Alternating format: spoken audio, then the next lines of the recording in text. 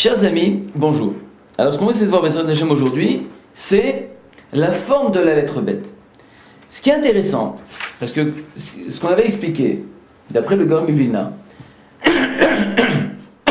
excusez-moi, que la lettre bête qui est mentionnée dans Sefer Bereshit, Bereshit Bara, vient expliquer en vérité la création du monde. C'est-à-dire, ça va expliquer la métiout, la réalité de cette création qui n'était rien et que Bourou a créé le monde.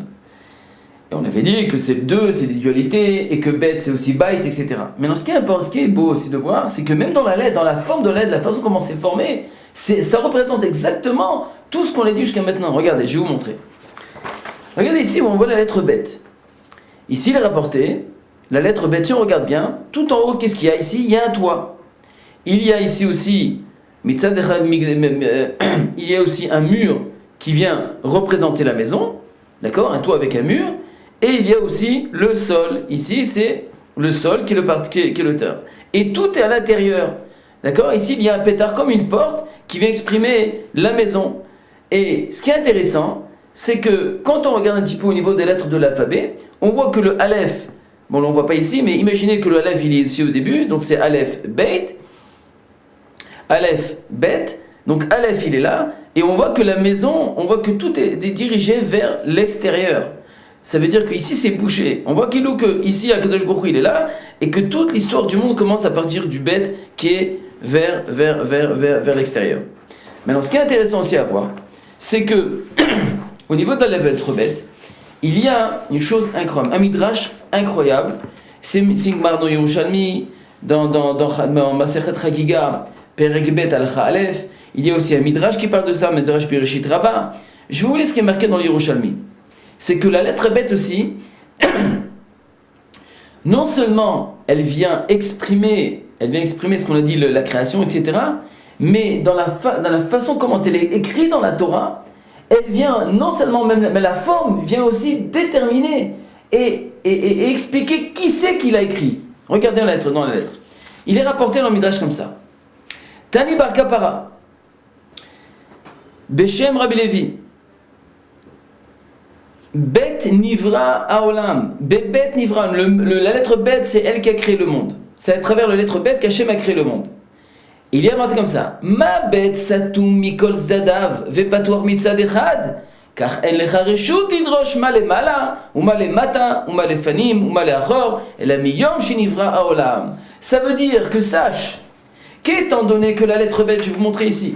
La lettre bête ici, elle est bouchée en haut, bouchée ici avec un mur. Et en bas, c'est-à-dire qu'en haut, en bas et dans tous les sens, impossible de demander ce qu'il y a en dehors de la lettre bête. Nous, le monde est à l'intérieur du bête. Le bait, la maison, le globe terrestre, c'est-à-dire que la création du monde, c'est comme une enveloppe, d'accord? Comme une enveloppe.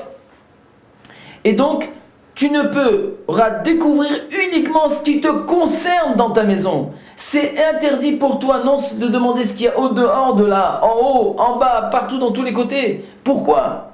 Tout est bouché. C'est-à-dire que même si tu essaies de comprendre, tu ne pourras pas comprendre. Parce que tu as été créé à partir de là, tu ne peux comprendre une chose, uniquement les choses qui concernent la création, qui te concernent à toi-même, en étant une créature d'Akadosh Baruch Hu. Maintenant, ce qui est intéressant aussi, c'est que le Midrash continue. Et que même la lettre bête, si tu lui poses la question, mais c'est-à-dire la bête représente la création, tu demandes la création, mais qui c'est qui t'a créé? Alors il y a marqué dans le Midrash comme ça. Omrim la bête, mi barach, qui c'est qui t'a créé? C'est-à-dire qu'on demande la création, mais qui c'est qui t'a créé? Ve'abet mar'a laen benekuda ve'omer ze shelemala m'kbaraoti. Regardez ici dans la lettre bête, ce qui est intéressant, dans le Sefer Torah c'est marqué c'est comme ça, il y a un petit crochet qui est tout en haut. Ça veut dire que quand tu demandes à la lettre bête qui c'est qui t'a créé, il te dit mais c'est lui là-haut, c'est Hachem qui m'a créé. Et quand tu lui demandes, et le Midrash continue, ou Mashmo, c'est-à-dire comment il s'appelle, Mar Elam Benekuda Shel Acharav, et il dit oui mais il rapporte ici un petit trait qui qui est derrière, et qui vient pour montrer, c'est le Aleph qui m'a créé, c'est Akadosh Baruch Hu qui m'a créé. Il s'appelle comment? Il s'appelle Aleph. Ça veut dire que en haut, qui c'est qui m'a créé? C'est en haut. Tu montres en haut, c'est Hachem qui m'a créé. Et tu dis, mais comment il s'appelle? Tu montres derrière. Elle montre derrière. Qui c'est derrière? C'est le Aleph qui représente Akadosh Baruch Hu, Elohim, etc., etc.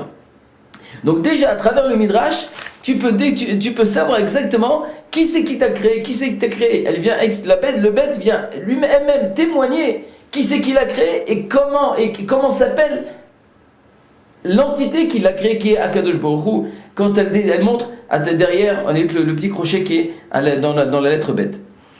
Et ce qui est intéressant à voir dans ce commentaire-là, c'est qu'en vérité, il est rapporté dans un des versets dans un verset de la Torah, dans un verset dans Tehilim, chapitre 19, verset 2. Là-bas, David Ameller, dans un verset de Tehilim, exprime une chose incroyable. Dans un autre verset, il exprime une chose incroyable. Il dit comme ça. Donc nous dit David Ameller, Hashamayim Mesaprim Kavod El, ça veut dire que le ciel lui-même vient raconter, il exprime, il crie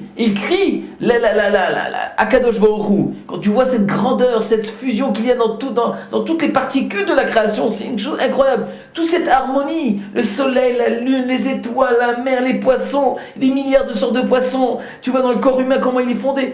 La création vient témoigner sur le créateur. C'est comme si vous rentrez dans une chambre et qui est en désordre. Ou alors on rentre dans une chambre qui tout est bien à sa place. Le verre il est à sa place, la table elle est à sa place, tout est à sa place, tout est propre et tout ça. Donc c'est clair que s'il y avait un balagan, c'était comment dirais-je, un balagan, d'accord? Tout le monde connaît balagan partout, et tout à coup la maison elle est tout propre. Tu comprends très bien qu'il y a quelqu'un qui est venu et qui a fait un arrangement dans tout ça et qui a fait en sorte que le verre soit là, chaque chose soit à sa place. Maintenant, quand tu regardes, et plus tu rentres dans la science, et plus tu t'approfondis toute la beauté de la création, tu t'aperçois que c'est impossible que le monde s'est créé tout seul. Impossible. Parce que c'est clair qu'il y a quelqu'un qui est derrière toute cette machine, qui fait une fusion et une connexion sur toutes les dimensions. C'est une chose incroyable.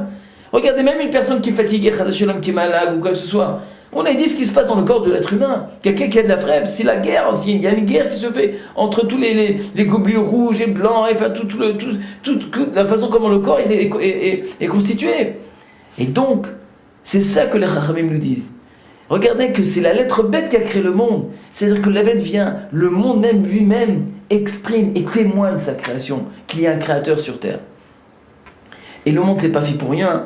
Et on regarde que chaque chose, chaque élément, regardez un peu comment la beauté du monde, comment il est créé. On regarde comment l'enfant dans le fœtus, et comment il grandit dans le ventre de sa mère pendant 9 mois. Tout est programmé à la lettre. Regardez, prenez un exemple, un enfant qui 9 mois dans le ventre de sa mère. Mais quand il sort du ventre de sa mère, qu'est-ce que vous allez donner à manger? Comment il va faire pour manger? Comment il va faire? Alors on sait, il y a ce qu'on appelle la materna. Enfin, la materna, c'est le concentré de lait qu'on met dans un petit biberon.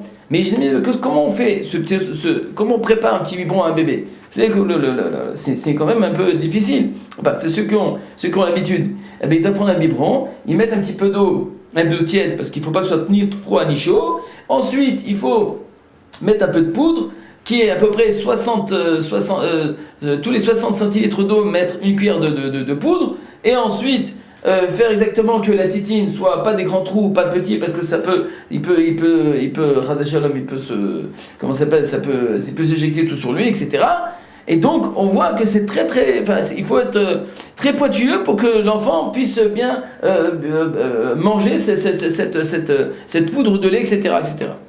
Et regardez comment Akadosh Baruch Hu fait. L'enfant, il vient de naître. Impossible, ni lui donner à manger, tu peux rien lui donner. Il est obligé qu'est-ce qu'il va faire? Il va prendre le lait de sa mère. C'est quoi le lait de sa mère? Directement. Le sang de la femme va se transformer en lait, et automatiquement, qu'est-ce qui se passe? On voit que cet enfant, il va avoir du lait sucré, la dose qu'il a besoin. Qu'elle soit exactement ni pas très froid, pas très chaud. Non seulement ça, il va avoir cette chaleur qui va attraper vers sa mère. Et il va commencer à téter de sa mère. Et juste les trous là-bas, ils sont exactement pointus, tous, pas trop gros, pas trop fin. Une chose incroyable, tout est programmé pour que tout se passe bien. Et les anticorps qu'un enfant, quand il vient, il prend le lait de sa mère, tous les anticorps qui se fournit pour après Bezrat Hashem quand il va grandir et qu'il aura besoin pour qu'il n'y ait pas qu'il y ait de maladies, etc. On n'a pas idée de comment c'est tellement beau, cette vie est tellement belle et on voit comment la création est tellement parfaite.